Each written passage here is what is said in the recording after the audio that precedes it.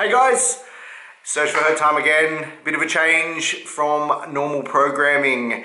Coming off the back of mat training with Hobie Cow in Utah, we thought it would be good to show you mat racing Hobie Cow in Vermont.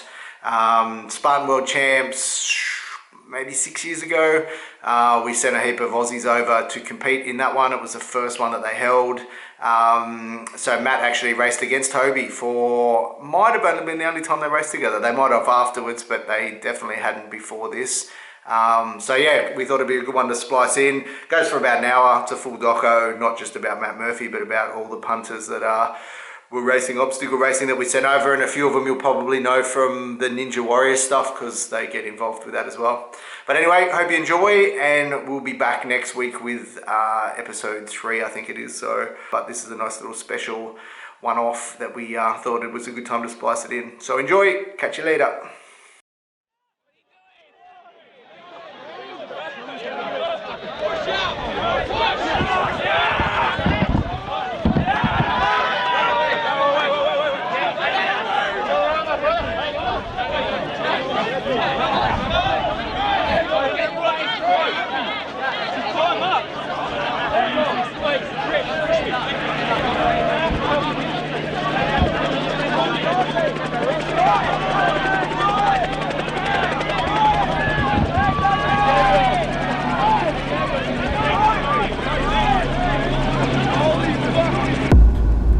For the uninitiated, the world of obstacle course racing may seem extreme. An activity that requires its participants to negotiate dangerous and challenging obstacles across varying distances and terrains can be daunting, to say the least. Growing from 70,000 competitors in 2009 to a staggering 1.5 million in 2013, the ideals, ethos and sense of personal achievement that the obstacle racing community provides is gaining popularity and is fast becoming a resolution for those seeking self-improvement and those craving more out of life.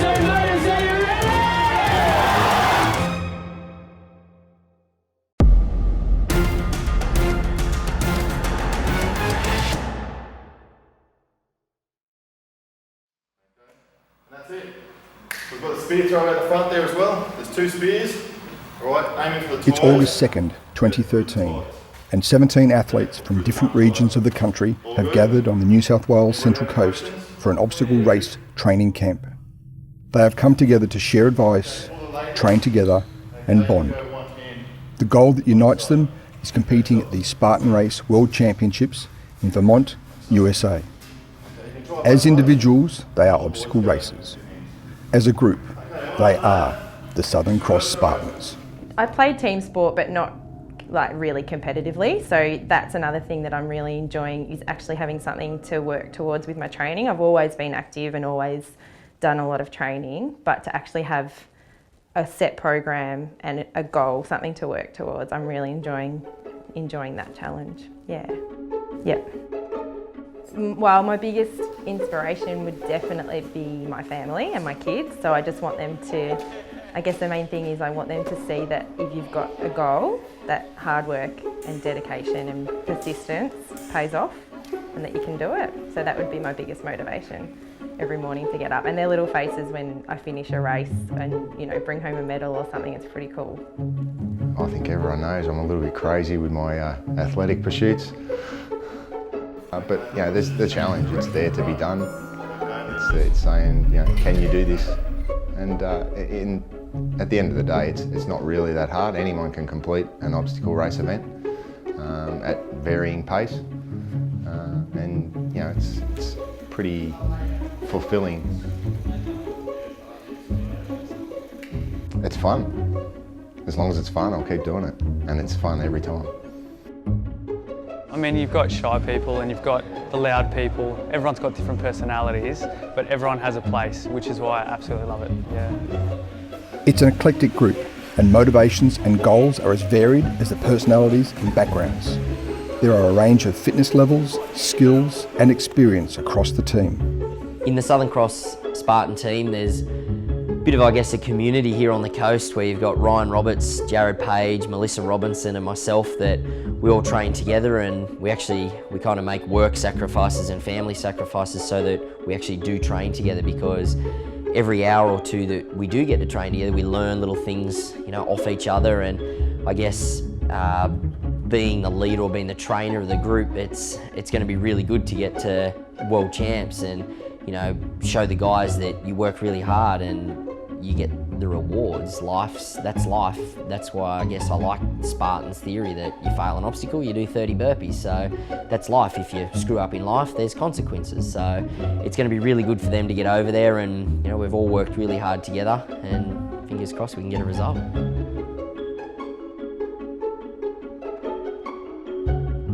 Swing left to right, okay? And with the swing. I'm an arborist, so I climb trees for a living.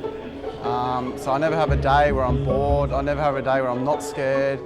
And yeah, it's pretty dangerous and it keeps me on my toes, and it goes hand in hand, I think, with obstacle racing. Well, the reason I got started in OCR, I wanted to join the army, but I didn't want to die or kill anyone. But there's something that OCR does where you don't die and you don't have to kill anyone, so it's like pretty much the best sport.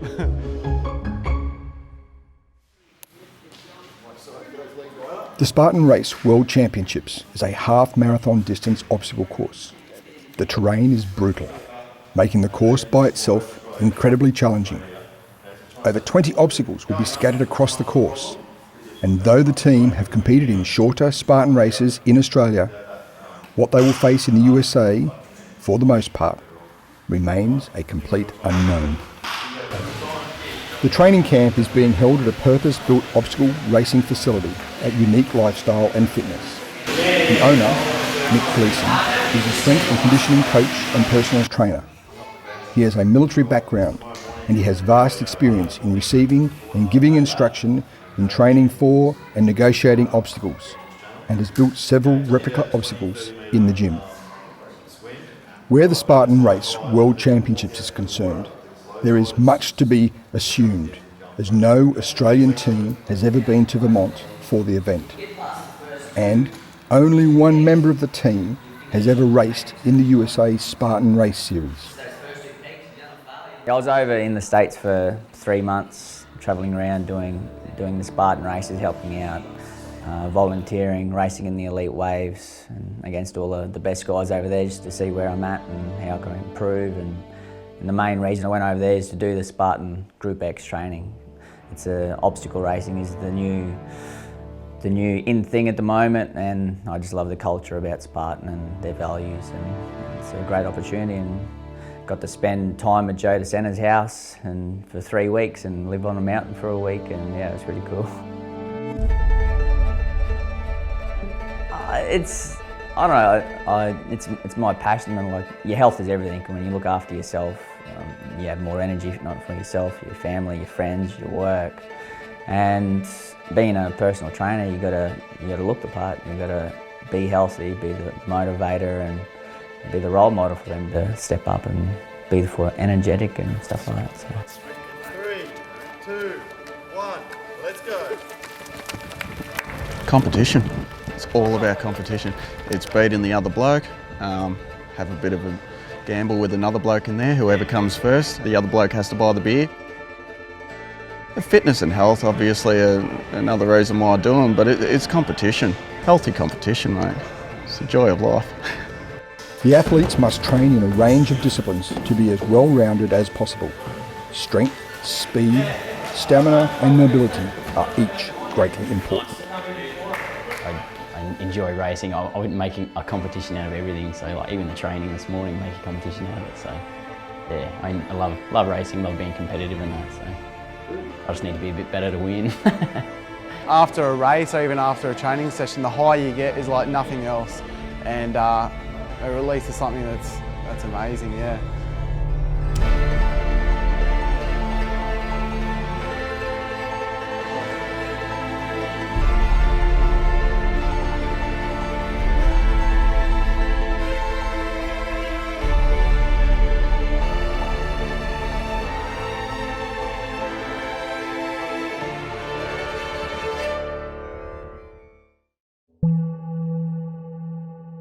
Modern-day obstacle racing draws direct inspiration from early 20th century military training. Originally, courses were used to prepare troops for the physical rigours of battle. Mud, barbed wire, trenches and walls were designed to test soldiers before entering the battlegrounds in World Wars I and II. The physically demanding style of training would continue to be used in the military, but remain widely unknown to the general public until 1986, when former British soldier Billy Wilson would take the concept to his farm in Wolverhampton, northwest of London. Every morning, most take the dogs for a walk, view the trees, enjoy the birds, and whilst mind wanders, I start to think of things that can be challenges to people. Billy, who goes by the name of Mr. Mouse, had created the first cross-country obstacle race. He called it the Tough Guy Challenge. The first event was created because we'd gone into free-range eggs, and we've got eggs piled here and eggs piled there, and so I said, I know, we'll have an event, you know, and we'll give them 6 eggs as a prize, you know, get rid of the eggs, take some money off them that way. In the first year, we had 83 people turn up, and next year we had 300, and next year we had 1,000. It spiraled. The idea proved sound, and the event snowballed, with more and more people attending as Mr. Mouse added new obstacles to cope with demand. Meanwhile, in the United States, the first public obstacle race event in North America was held, the Camp Pendleton Mud Run, an event organised by the Marine Corps on their South Californian base, is widely regarded as the first of its kind in the USA. Outside of these events, the obstacle course racing industry was lying dormant. That is until 2008. An innocuous email from Harvard student Will Dean to Mr. Mouse was the first of a chain of events that took what was essentially a backyard concept to a global phenomenon, and initiated one of the greatest controversies in the history of the Harvard Business School. After visiting the Tough Guy Challenge, Dean saw an opportunity to take a new breed of challenge to America and the world. Dean offered Mr. Mouse the opportunity to have Tough Guy included in a Harvard independent study on looking at the feasibility of expanding the event. The plan was to submit the study and the concept to an internal competition at the renowned university. After having access to Tough Guy's financial statements and internal operations, whilst also signing a non-disclosure statement, in 2009, Dean launched the now global giant, Tough Mudder.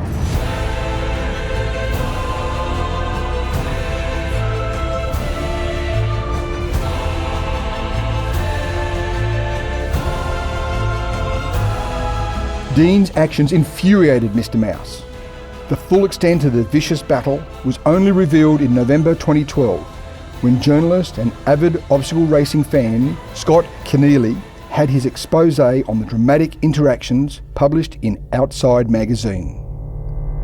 Spartan Race founder Joe DeSena had already been operating his death race concept since 2004. The death race is an untimed, potentially limitless distance event which asked for extreme endurance from its participants in both body and mind. The timing of the launch of his new venture, a more collectively appealing race model, could not be more coincidental. Mid-2010, just 2 weeks apart from Tough Mudder's first event. From that first event in 2010, Tough Mudder grew into the biggest name in obstacle racing across the globe. Dean, however, paid a price for launching his idea, paying a confidential settlement to Mr. Mouse and facing disciplinary action from Harvard University. However, likely a small cost to run with a business that now has a revenue stream in excess of $70 million.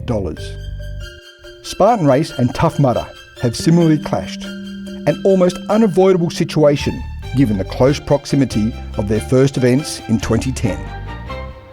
After a successful first event, Dean organised for a plane to be flown over the Spartan race course, with a banner in tow reading, "Think this is tough? Try Tough Mudder." This was more than a slap in the face to Joe. This was a declaration of war. De Sena was livid with the tactics being used by Dean, yet respected the tenacity of his competitor. De Sena is quoted in Keneally's Outside magazine article as saying, "As much as I hate him, you've got to hand it to the guy. He's smart. Unethical as hell, but smart." Responding in kind, De Sena deployed his own aerial banners over Tough Mudder courses, which purposefully spelt Mutter instead. Then, in 2012, Will Dean brought Tough Mudder to Australia. The rest, as they say, is history.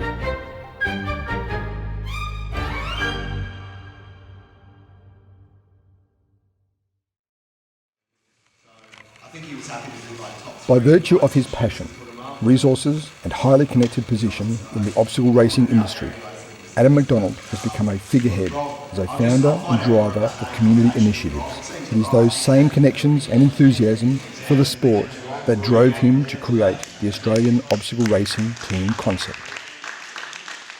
Well, the first time that I ever heard of what turned out to be obstacle racing was the Tough Bloke Challenge.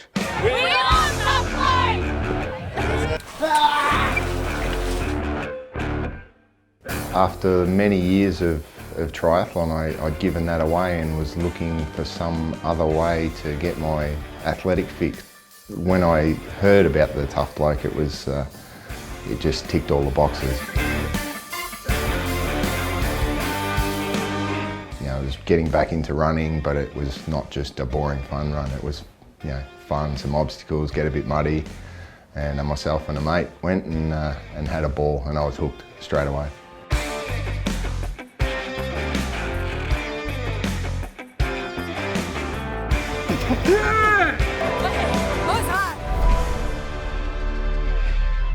There was a real need in the Australian market for something more.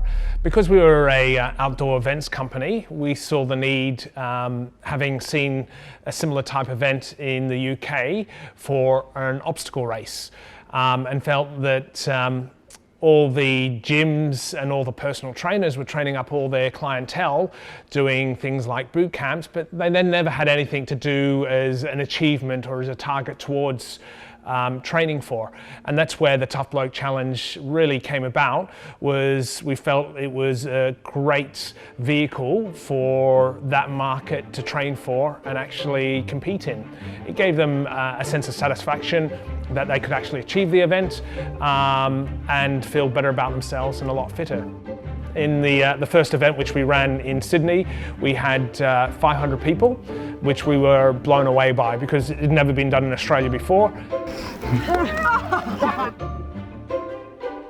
I've actually been through every course we've ever produced, and even knowing what I'm going to come up against, and having designed it, I still find it challenging, and I still find a massive sense of achievement having finished the course, because it's a full body workout. There's no two ways. It's not just running.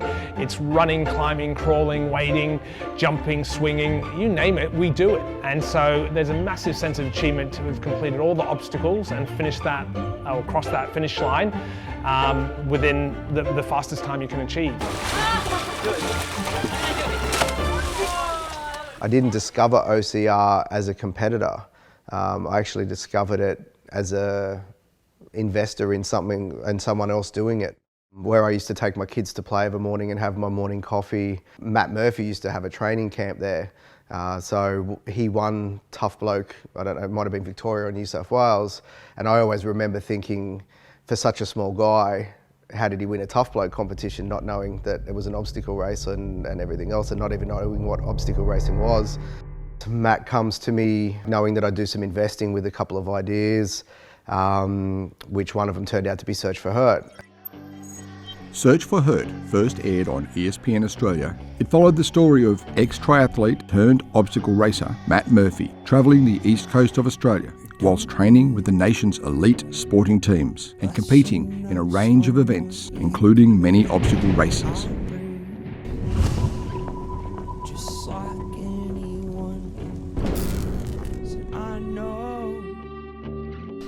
It's our first snowshoe experience. When Jonathan Thurston says it's tough. I think that's what you call the hurt box.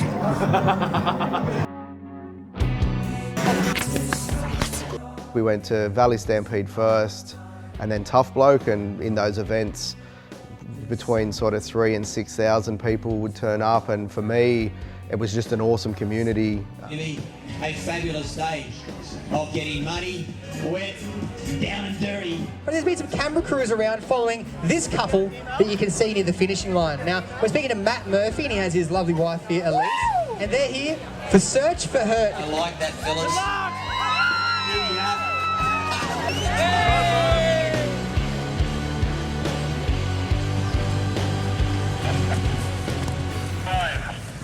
After that we went to Tough Mudder, and it was until we went to Tough Mudder that I saw what the scope of obstacle racing could be. A commando course craze that sends paying customers leaping through fire and getting electric shocks is heading to Victoria. The event, known as Tough Mudder, is the first of its kind in Australia and is not for the faint-hearted.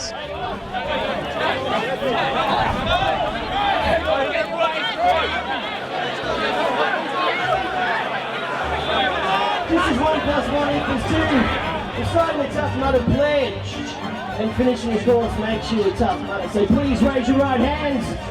I said your right hands. And repeat after me. As a Tough Mudder, I pledge that. As a Tough Mudder, I pledge that.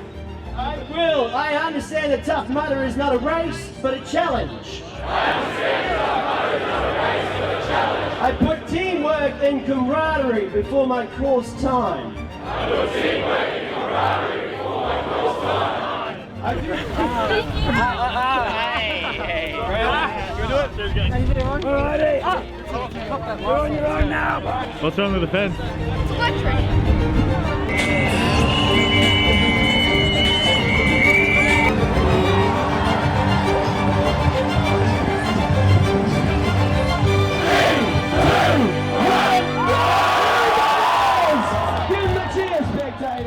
20 to 25,000 people at Phillip Island, just the most awesome electrifying atmosphere, and yeah, for me that was the real, I guess, light bulb moment that thought that I really need to look into this space and look at, you know, what exists and what we might be able to offer to build the community up around it and have people be able to race it.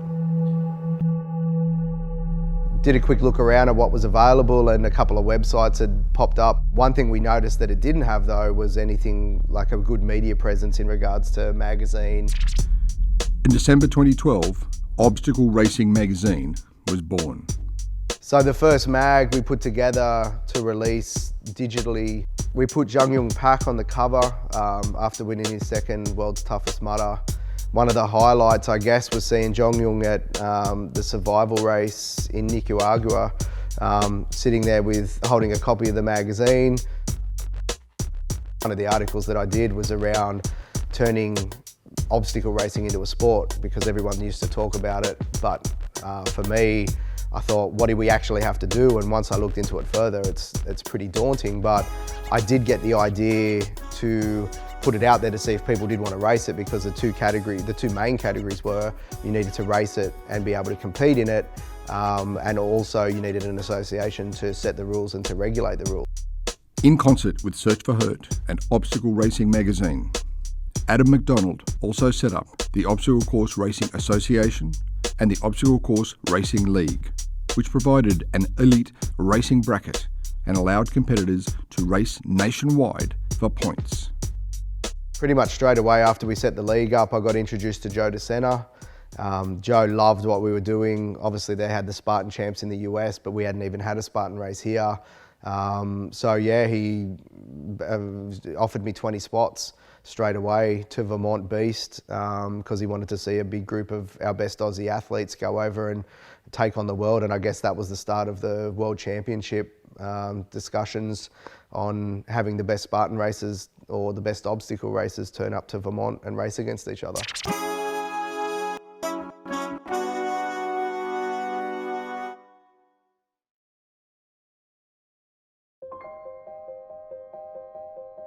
At the start of this year, I actually went for Special Forces selection, and obviously wasn't successful, didn't make it. And coming sort of all of last year, I was training for that and had like a massive goal that I was aiming for, and sort of this big sort of end state where I knew I wanted to get. But obviously not passing selection, yeah, that was pretty hard. So I sort of didn't really know where I wanted to go and was sort of a bit lost. I was actually training with a mate to get him fit, and I think that's what pulled me through, because I still kept on my training that I was sort of doing, and then just started racing a bit more competitively, and I sort of slotted into the obstacle course racing, and it sort of pulled me through. I put a lot of hours into training, and I coach other people as well to get them into the sport. So yeah, it's pretty important. It's big. It's like I said, it's fun. I really enjoy it, and I would be a pretty boring person without it, I think, at the moment. Yeah. My wife, a year after we were married, was hit by a car and is a quadriplegic, so our life became an obstacle pretty much from that day, which we coped with pretty well. And you know, we were both athletes. A lot of what we knew from our sporting background helped us through that in life. You know how to set goals, and about you know, disappointments and getting over disappointments and working through still towards the goals that you want, the ultimate, you know, outcome. So, you know, we're still happily married, and it's all good.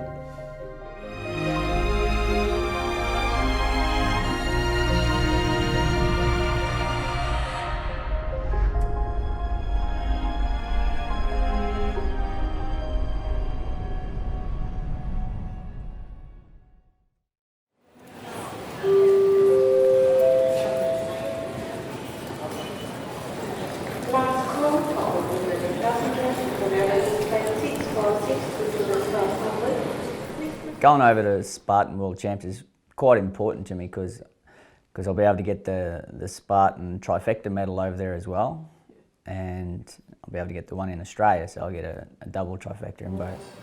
The trifecta is if you do a sprint, a super and a beast in 1 year, 1 calendar year. So which is pretty cool, and just test yourself against the best athletes. Oh, it's so important. It's just going to make getting up at 4:30 in the morning to go and hit the track on my own in the dark worth it. You know, that's what's in the back of my head. I've got my kids and that thought in the back of my head. So I've worked so hard. The experience levels within the group are greatly varied, with the more novice of the Southern Cross Spartans seeking mentorship from those that have established themselves as major players. Diana Blegg, I remember keeping everyone informed on what was happening on World's Toughest Mudder, and I knew of a big Australian contingency going. I think we had 70 plus people go over. Knew most of them, didn't know Diana before she left, but obviously got to know her as I saw her name going up the leaderboard, and I didn't even know she was Aussie, but I noticed that her residence was Kangaroo Flat, and I'm like, how many places in the world would have a suburb called Kangaroo Flat?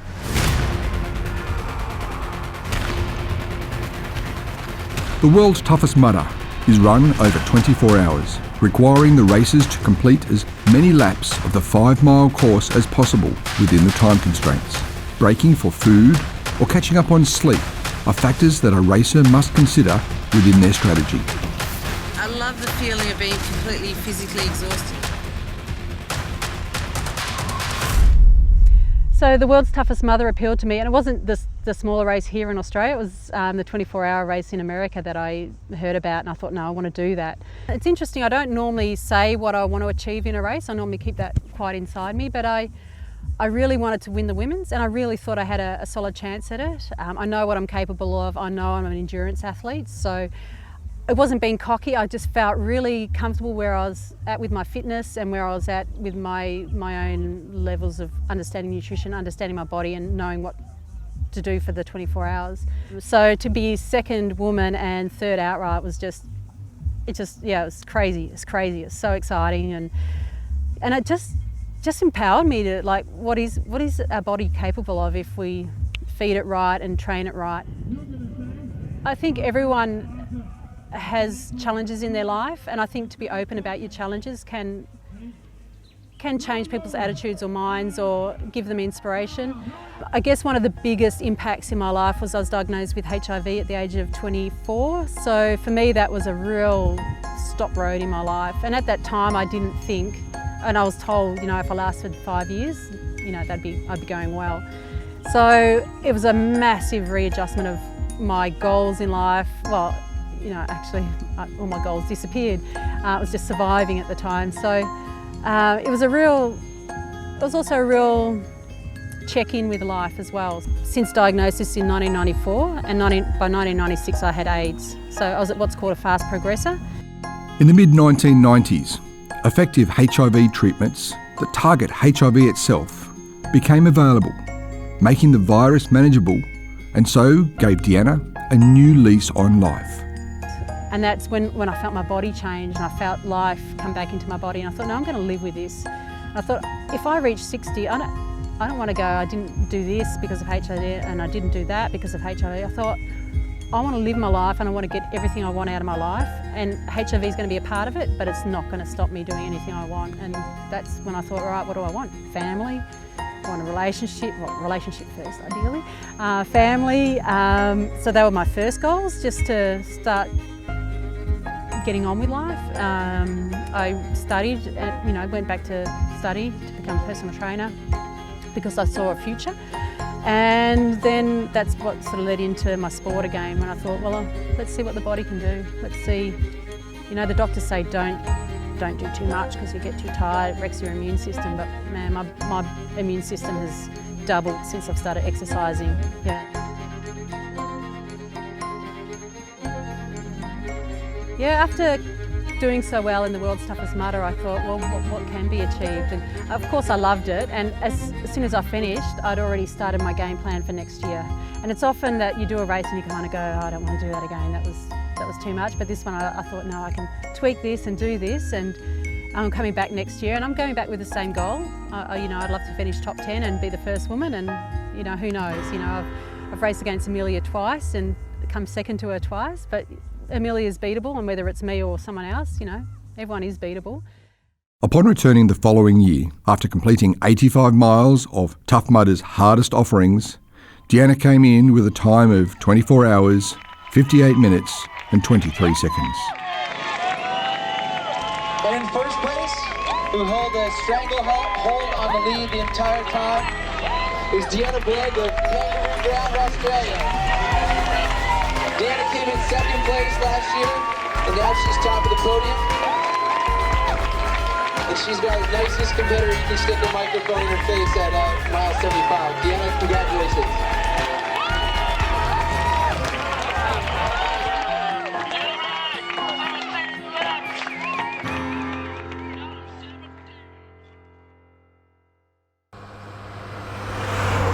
The Southern Cross Spartans are a few days out of the event and have made camp at the Shale Hill Adventure Farm in Benson. Rob Butler's course serves as the perfect training ground for the Aussie team to prepare over the coming days. Well, I started the course for my own personal training. I was going to build 10 or 12 obstacles, train myself to do different races, the Spartan, the Tough Mudders, those typical races.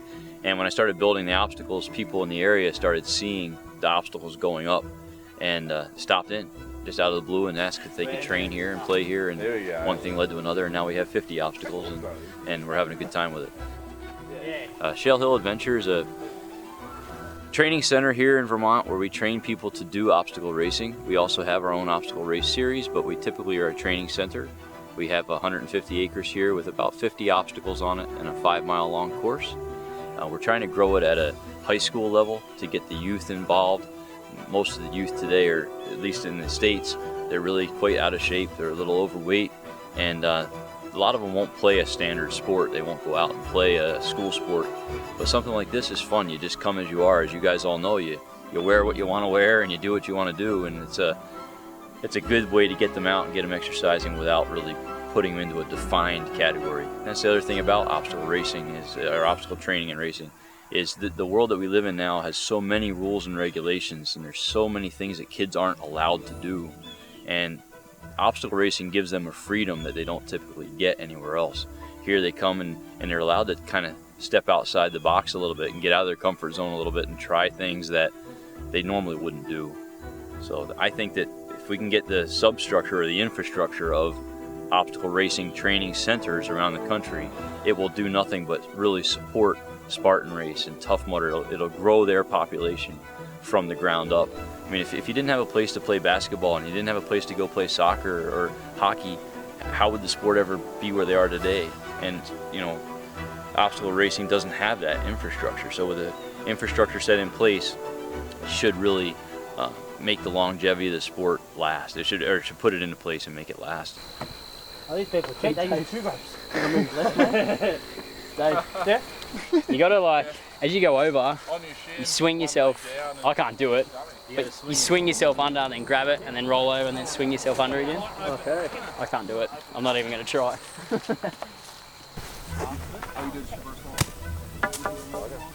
The spear throw is a signature Spartan obstacle that draws on correct technique over physical ability, a task that is only made harder when the body is fatigued. Training, eating, travelling and boarding together has brought the Spartans closer as a group. Their common goal has deepened their friendships, and a strong sense of camaraderie can be felt within the group. Yeah! Team mascot. Let's do it. Off you go. I guess it's a pretty big deal heading all the way to Vermont for the Spartan World Champs. It's right up there with the biggest things that I've ever done. I'd say probably the biggest, because for everyone in the team that's going over, it's the unexpected.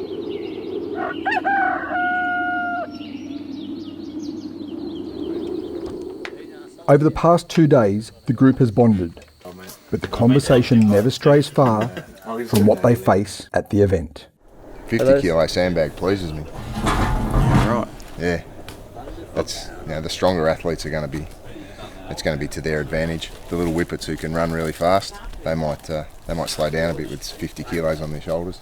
Not sure how much of it is scare tactics as well. You know, 50 kilo. I'm hearing 50 kilos now over 2k, so I don't know about that for a sandbag carry uphill. Yeah, that's going to be body weight nearly for some of the guys. Yeah, all obstacle races are very mental, and they try to, you know, psych you out a bit. Yeah. No, take a lot to psych me out. You should always read a contract before you sign it. This is the Spartan Race Beast Killington waiver for the event. And what are we signing away? We're signing away all liability for the risk of injury and or death from activities involved in the Spartan Race and the event, including but not limited to drowning, near drowning. To the uninitiated, obstacle races appear extreme. In actual fact, the majority of events, although riskier than a standard trail run, are relatively safe. Some evidence suggests that more injuries arise from tripping and stumbling than from engaging with the obstacles themselves. Snowshoeing, travel by boat, that's going to be a good obstacle. Travel by boat, I like it. Truck, car or other convenience, heart attack, potential for permanent paralysis and death. It's going to be a good day. Bring it on!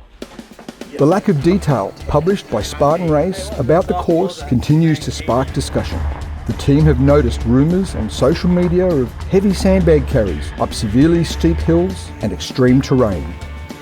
Whether this is fed out from Spartan Race directly as a tactic to create hype is unknown. You have to carry the sandbag up the hill, and then once you get up to the top of the hill, I reckon there's a memory obstacle that you have to remember. If you don't get it, you're going to go back down and do it again. Rob would say, That's just torturous. How many obstacles do you reckon in the booth? 60 obstacles? It's also rumoured that Spartan Race purposefully misleads participants by leaking incorrect information to ensure that the specifics of their events remain shrouded in mystery. When I used to represent Australian triathlon, we knew that it would be swim, bike, run, we knew the course layout, we knew what we had in front of us, but with this, we don't know.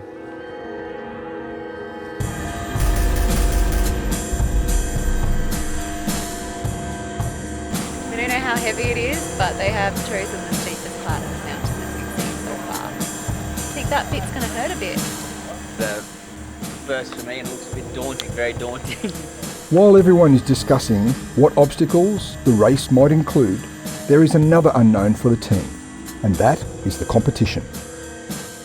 No one really knows who has what it takes to conquer the course the fastest. Marathon runners, triathletes, adventure racers, mountain runners, and, of course, obstacle racing specialists have come from across the USA, Canada, Mexico, Australia, and more to take on the challenge. Strangely a little bit apprehensive, a bit nervous. I know I'm against, I hear bits and snippets that, there's world-class athletes, there's Olympic athletes, and all that sort of stuff. And I know I go all right in Australia, but Australia's sort of a bit isolated, so I don't know how I stack up against the world. Arguably, the top female star, Amelia Boone, has earned herself a household name in the obstacle racing world. Her accolades include finishing as the winning female and second overall at the 24-hour World's Toughest Mudder in 2012. Hobie Call is perhaps the highest profile racer in the world. He came to obstacle racing in 2011 and has since won almost every race he has entered. The tougher the race, the better for me. I like it tough.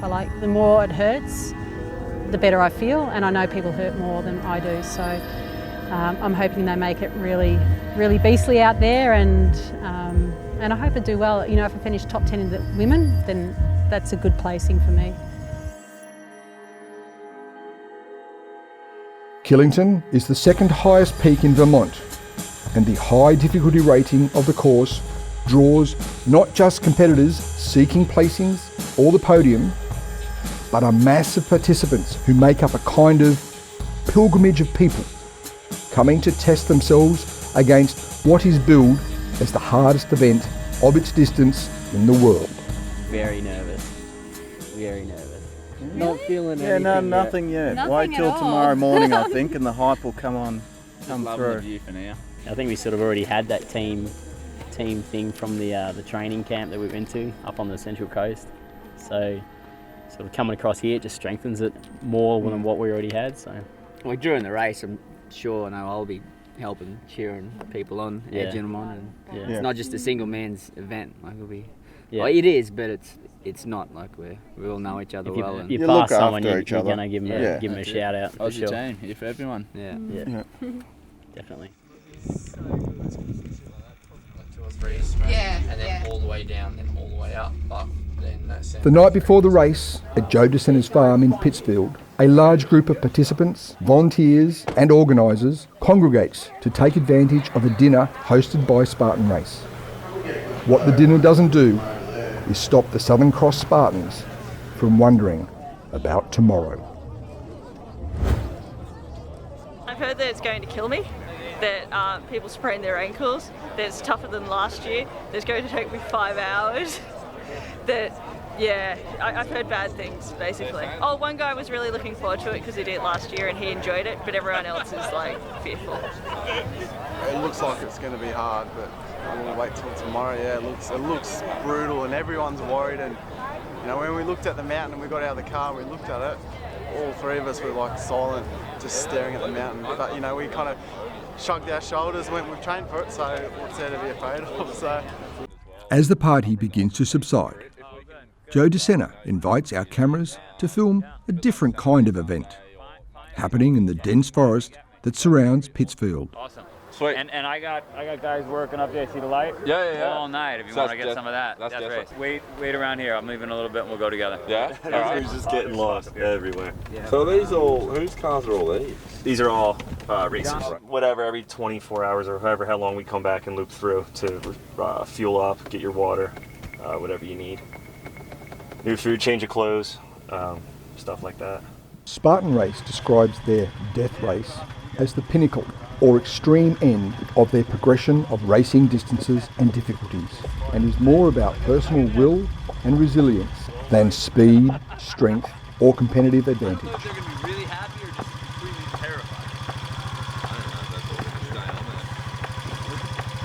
I tell them all that you fuck with it?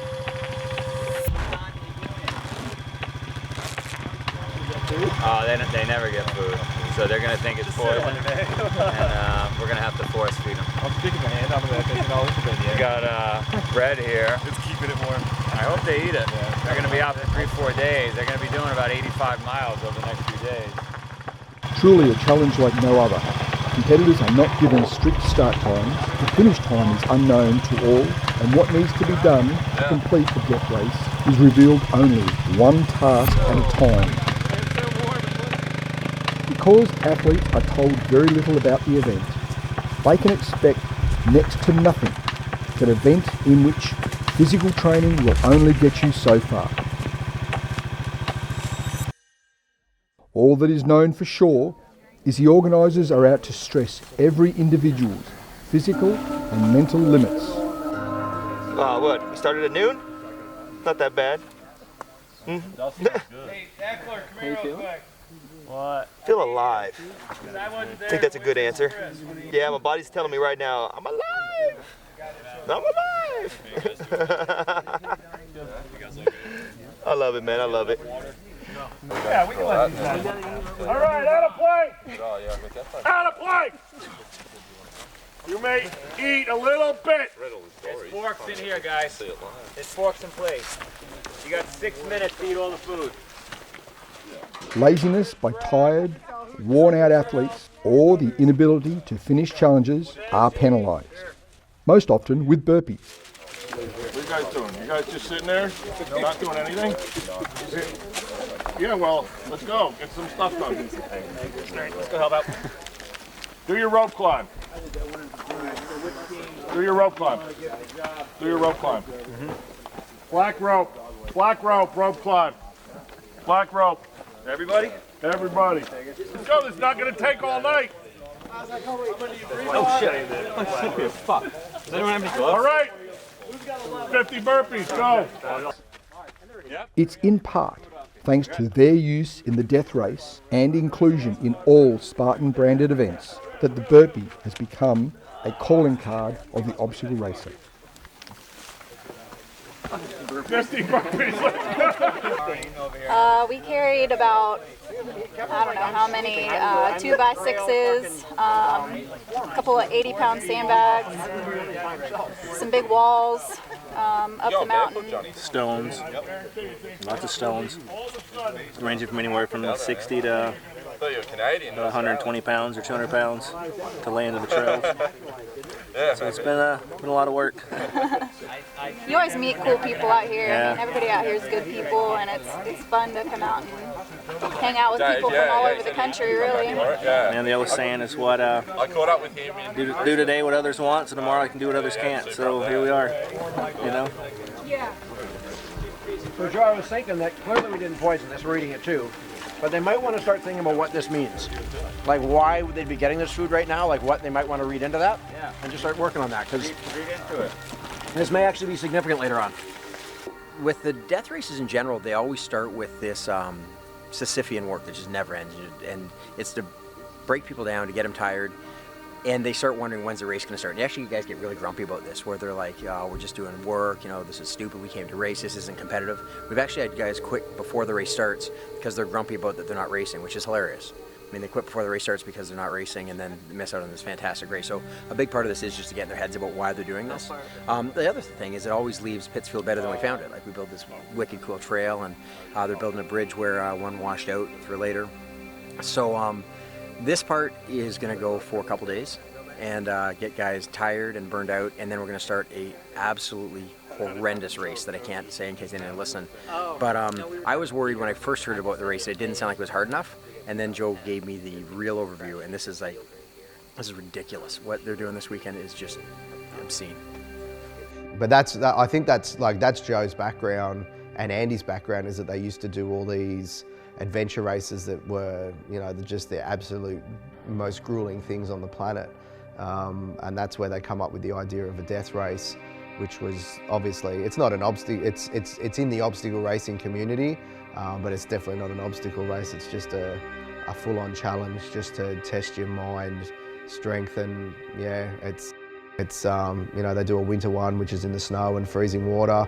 They do a summer one, heap of different tasks, heaps of different mindful challenges, and yeah, just absolutely nuts. If you can get through one of them, mate, much respect, because it is, yeah, it's like the pinnacle of mental toughness. The first death race took place in 2007 in Pittsfield, Vermont, an area that has now become the homeland of Spartan Race. Almost a mecca to which obstacle racers of all fitness levels and preparedness make their way to test themselves under the unyielding eye of the Spartan Race founders. Dylan's fourth place. All right, thank you for the rocks. Wonderful. Falling asleep during a rest break might mean you're assigned 100 burpees. Swearing, another 50 or 100 or 500. The number seems entirely arbitrary, in line more with the mood of the race directors than the offence. I see you all the way down there. I can smell you from here. There you go. Now we're talking, Mr. Lowe. For much of the event, it is very unrace-like, with no timing system, start lines, finish lines, or even rules. It's called lazy. I want one person big around. You'll be taking that rock over and getting it to the movement pile. There you go. You got it. You got it. Watch out. Watch your foot. Watch your foot.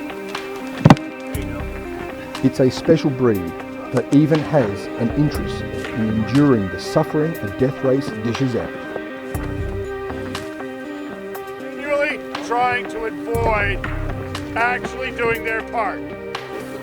I gotta get gloves. Oh, maybe I've got it. I'll get another change of underwear. So, all you people that need gloves already now, you might as well just quit.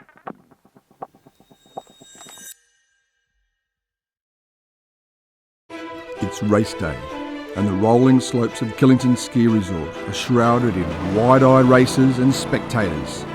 The atmosphere is electric, and the nervous excitement fills the air. Yeah, really good actually. Really restless sleep, but I actually was feeling good in my body. So. Excited? Yep. Yeah, change the start line. You start to realise, especially when you look up the hill, Just ready. Nothing left to say except. So nervous. I saw all the guys there. They were ready to go. Yeah. Yeah. They also look nervous. It's going to be tough. It's even bigger than I expected. No idea exactly where any chance of placing or like top 50, anything, no idea. There's an obstacle out there with your name on it. Do not worry, we will not disappoint you. Months of preparation have come down to this day, and the only thing left is for them to leave everything they have out on the course. Racing for the United States, your 2013 Spartan Series points leader, Hobie Call. Racing for Australia, your leading Spartan racer, Matt Murphy. Racing for Canada. If you're in your head thinking, oh, what's next? Am I going to be able to do it? Things like this, that's just wasted energy. Just know that they're going to suffer just as much as you, but you're going to hurt just a little bit more so you can be in front of them. So if you're willing to die, you got a shot at winning today. Good luck, guys. Who am I? Who am I? Aru! Aru! Aru! Go!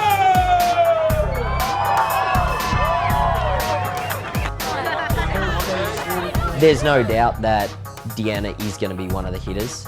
She's, the strongest in Australia. She's a super strong climber. She'll be coming off the back of a tour to China where there's a lot of climbing as well, so her race weight will be right down, which is what you want, and she's strong, lifting and things like this. So To count a round of a win, no way. If I was Tom Waterhouse putting a bet on, she'd be definitely top 3 for me. What will be, will be. When you go through a race, you know, you go through ups and downs, and there are times you're really hurting and times you think, what am I doing this for? As far as thinking I want to stop or, you know, I don't want to do this anymore, I don't allow that thought. There is no other, for me, there is no other option. I'm doing it and I'm completing it, and there is no, so if I don't think about pulling out, then I don't waste my energy on that thought. So when I start a race, there is no other option. I finish.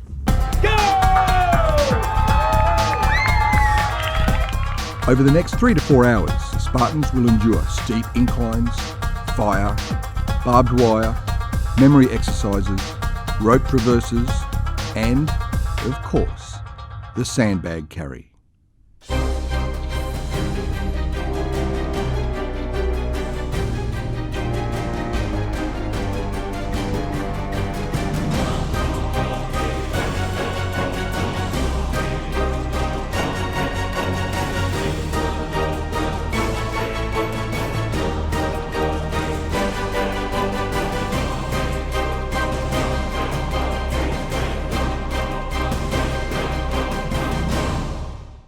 Joe DeSena is today juggling 2 events. With a large number of his death races still out in the wilderness, he delivers orders on what their next task may be. And then tell those guys that built the bridge, I want a cabin too. I want a 10 by 15 cabin. They're engineers. Figure it out. Right. Okay. All right? Yeah, so set her off and promise me that you're there. I'm there. Okay. I'm there. So you're going to get Chris starting the thing, get the machine going, get guys loading it. Absolutely. Right. I want the whole day. Beautiful staircase down to the bottom. Rope climb's got to look like a park, Central Park. Okay. They're not leaving until 6 p.m., so they're going to have 10, 11 hours there. Perfect. And I need a cabin. Spartan Race was started for one simple reason. We wanted to break people, get them down to their core, and then build them back up. And in doing so, we would find amazing people that we wanted to hang out with. You know, Catherine the Great, Rocky Balboa. At the halfway point, the only certainty of race positions is that defending champion Hobie Call is out ahead, with Matt Murphy and Hunter McIntyre hot on his heels. Still a long day. A lot of mountain left. Work hard, man, work hard.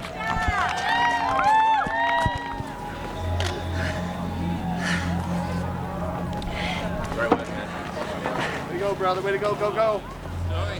This is just awesome. Halfway, how you feel? I'm fucked. Hamstrings are cramping. Quads are fried. This is hell. Oh, work hard, man. Amelia is the first woman to make it to the barbed wire crawl, but Deanna is only a few minutes behind her. Nice day. Good. How are you feeling? Yeah, good. Good? You need some salt tablets or something? Yeah. You know, I hadn't even heard of Amelia Boone last year, and it's not because I'm arrogant or ignorant, it's just I've learned through racing that I really just need to focus on myself, and I start thinking about the capabilities of the women, I start detracting from myself, and that impacts my race. So it's something I've had to focus on, is not worrying about anyone else and just worrying about me, because I can't control anyone else, I can only control what I'm capable of. So coming through the rope climb, first was Cody Moat, and then Matt Novatrovic, and then we had Hobie Call followed by Hunter, and then I believe Matt Murphy was right behind them. I'd met Matt Murphy a few days before to finish filming for Search for Hurt, knew that he had a strategy, so we weren't, you know, I knew he was going to do well, but early on in the piece I think him and Deanna were both around, you know, back end of top 10. But then as the race progressed and progressed, these guys just kept moving up and moving up and moving up. And man, I remember it was about 3 o'clock, 3:30 in the morning, getting that, I'm getting goosebumps now talking about it, but getting that note that Matt had overtaken Hunter for second place right at the finish line.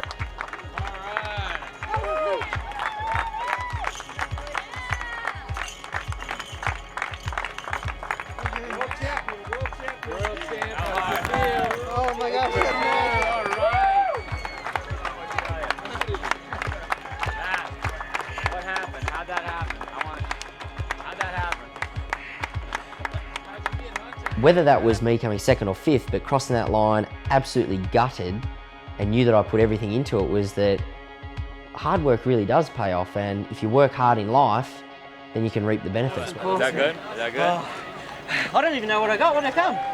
Second. All right!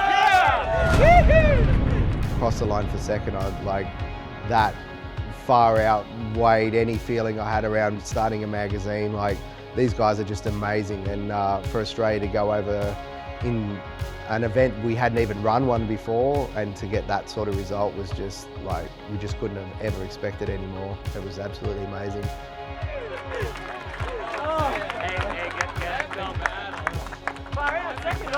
And then Deanna backed it up with another second. Go, Dave! Oh my gosh. Second place. Oh my gosh.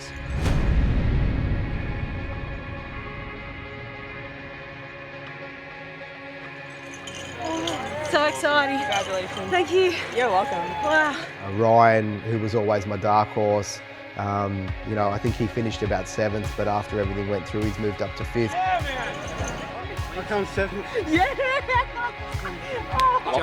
Second in the world. 7th in the world. I was going really well, and then I went down the wrong way, and I lost about 2 minutes. Had to go back up and start again. I was behind like the whole Australian team for like 2.5 hours.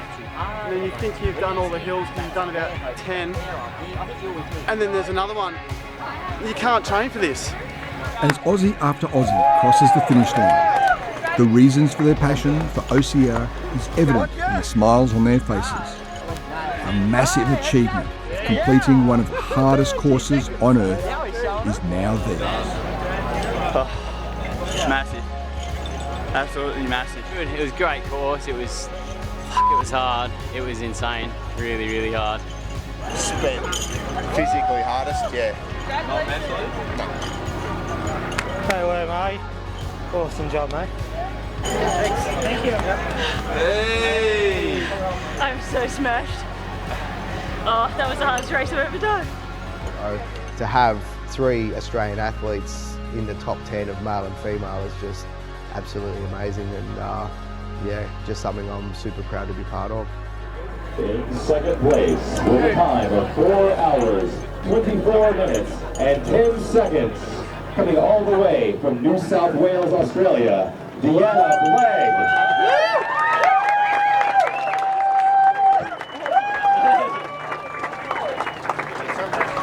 And in first place with a time of 4 hours, 9 minutes and 52 seconds, Amelia Boo!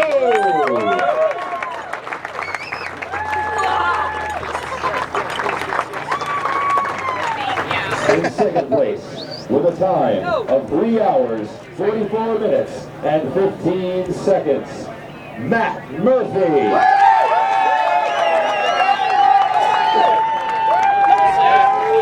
And in first place, with a time of 3 hours, 35 minutes and 56 seconds, no stranger to our podium, Hobie Call. I don't train for these long races. I've run the Vermont Beast this 3rd year in a row. The first 2 years I have not won it. It's the one race I can't seem to win. And usually it's just because it's such a long race and mountainous terrain, not my kind of thing. And I keep coming back and trying, and honestly I didn't even think I was going to win today, but miracles happen, I guess. I mean, there's pressure, but I like it. I've been, you know, anticipating something at the start my whole life. I've always wanted to be great at running, you know, and obstacle racing is even better, of course. So I like the pressure. I don't mean to gloat, but I guess I'm the guy to beat. I think, you know, you'd see some really good shots, some photos that on the start line, you know, apart from world champs, there'd be a ton of smiles on the start line because people are just happy to be there and, you know, go do something that they're in love with. The great thing about obstacle racing, in my opinion, is how accessible it is. You know, you've got the Matt Murphys, you've got kids running around as young as 4 or 5 doing kids races.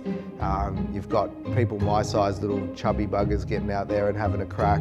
You know, the inspirational stories that we hear, especially through the magazine, of people that it's changed their life, got off drug habits, lost weight, you know, just giving people a reason to live. And you know, in the next 5 or 10 years, I hope and I expect that obstacle course racing will just balloon and grow. I mean, it's massive already. I don't think it's just a fad, because there's something about it that's so appealing to the general public, and it doesn't matter who the person is. Next 5 or 10 years, going by, you know, how much it's moved along in the next year, I think it's going to be huge. I'm with Extreme Nation, and we're going to make it a professional sport.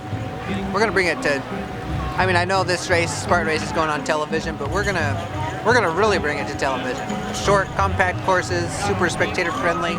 It's going to be massive. Like the inaugural year already is just out of control. So next, it's just going to get bigger and bigger and bigger. It's exciting.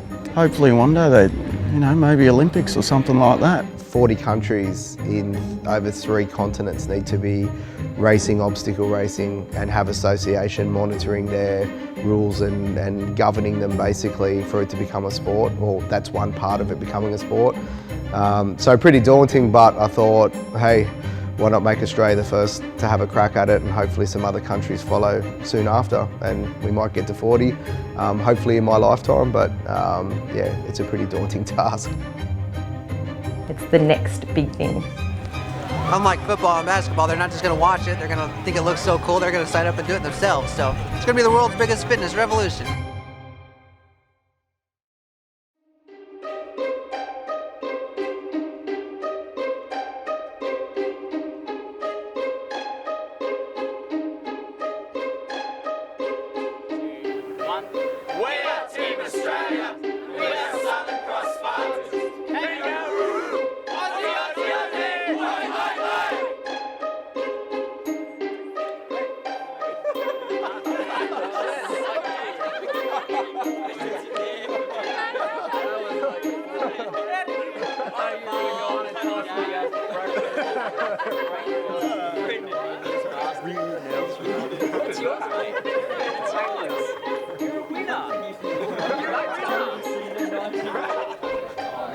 What are you looking at? Elevation game. The elevation from today. Any other guesses? We ran up 3,077 metres today. 3,077. Yep. Distance of 22.7.